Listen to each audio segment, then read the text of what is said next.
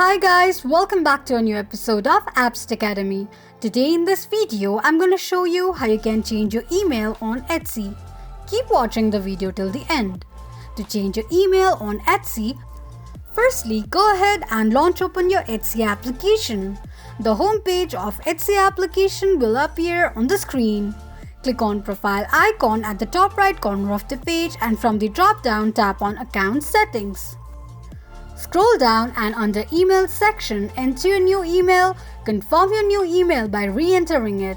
Enter your Etsy account's password and tap on change email. This is how you can change email on Etsy's account quickly and easily just in few steps.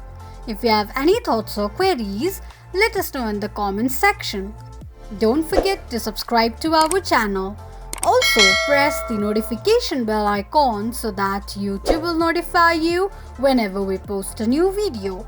I hope this video was helpful to you. Thank you so much for watching.